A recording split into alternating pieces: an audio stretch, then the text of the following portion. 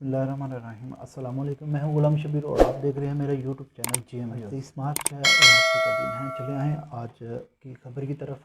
जो हमारी पहली खबर है वो गज़ा और इसराइल के हवाले से है, जहां इमदादी सामान इसराइल जो है वो गज़ा में जाने अक़वाम मुत्तहिदा के सेक्रेटरी जनरल एंथोनियो गुटेरेस आज शुमाली सिनाई में वाक़या अल अरीश में एक न्यूज़ कॉन्फ्रेंस से ख़िताब कर रहे थे।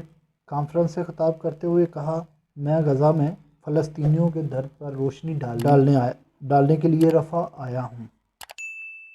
कॉन्फ्रेंस से ख़िताब करते हुए कहा, मैं गज़ा में फ़लस्तीनियों के दर्द पर रोशनी डालने के लिए रफ़ा आया हूँ, जहाँ गज़ा के लिए बैनुल अक़वामी इमदाद का ज़ख़ीरा है। इसराइल ने इमदाद को दाखिले से रोक दिया है।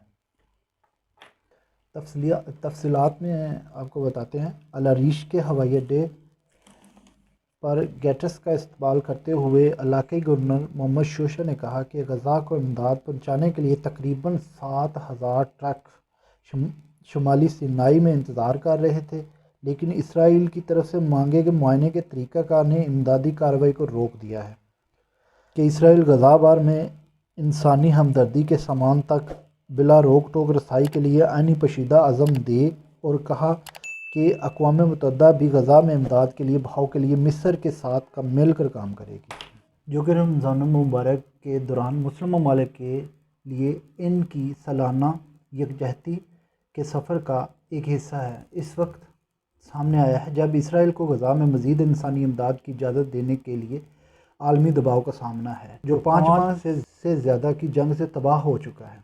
गुटेरेस ने सहाफ़ियों से सवाल उठाते हुए कहा कि अब इतने ज़्यादा लोगों को हलाक होते नहीं देख सकते, अब इंतहाई मायूसी के बगैर इतनी तकलीफ़ नहीं देख सकते। उन्होंने अपनी मायूसी को इज़हार करते हुए उन्होंने मज़ीद कहा कि हमारे पास गज़ा की जंग को रोकने की ताकत नहीं है। मैं इन लोगों से अपील करता हूं जो इसे रोकने की ताकत रखते हैं। एक म्यूज़िक कंस्ट्रक्ट में 5 मुसल्लह अफराद ने फायरिंग करके कम से कम 62 अफराद को हलाक और 146 को ज़ख्मी कर दिया और थिएटर में आग लगा दी। गैर मुल्की दारुल हुकूमत के शुमाल में क्रास्टो ग्रोसे के मज़ाफ़ाती इलाके में वाक़या क्रॉक्स सिटी कंस्ट्रक्ट हॉल में आग तेज़ी से फैल गई, जहां कई अफराद मौजूद थे और इस कंस्ट्रक्ट में बैनुल अक़वामी फ़नकार भी शरीक थे। FSP सिक्योरिटी सर्विस के मुताबिक दहशतगर्द हमले में 62 अफराद हलाक और 146 ज़ख्मी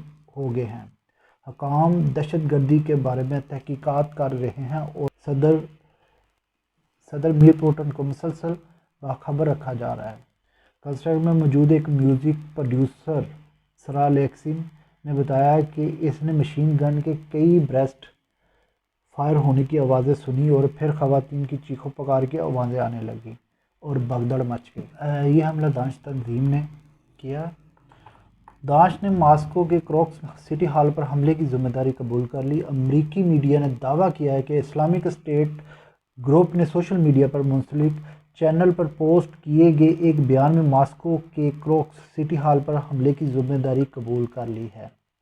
एक बयान में दाइश ने कहा है कि इसने रूस के दारुल-हुकूमत मॉस्को मज़ाफ़ात में शहर में ईसाइयों के एक बड़े इज्तिमा पर हमला किया है। इनमें सैकड़ों अफराद हलाक और ज़ख्मी हुए हैं। अमेरिका ने कहा है कि रूस को मुमकिना हमले की वार्निंग पहले ही कर दी थी। कौमी सलामती कौंसिल के तर्जुमान एंड्रन वाइसन ने कहा कि अमरीकी हुकूमत के पास मॉस्को में दहशतगर्दी के हमले के मंसूबे की इत्तला थी, जिसमें मुमकिना तौर पर बड़े इज्तिमा को निशाना बनाया जाना था, और यही वजह है कि स्टेट डिपार्टमेंट ने पब्लिक एडवाइज़र भी जारी किया था। एंड्रन वाइसन ने कहा कि अमेरिका ने ये मालूमात रूसी हुकाम के साथ शेयर की थी, ताहम एक तकरीर में पुतिन ने अमेरिका की जानब से इंतबाह को इत्शाल अंगेज़ करार देते हुए कहा कि ये कार्रवाइयाँ ब्लैक मेलिंग और हमारे माशरे को डराने और गैर मुस्तहकम करने के इरादे में है। दूसरी जानब रूसी वज़ारत ख़ारजा की तर्जुमान मारिया ने कहा कि अमरीकी अहदेदार के दावे के मुताबिक अगर दहशतगर्दी का कोई खदशा था तो इसके शवाहिद दिए जाएं।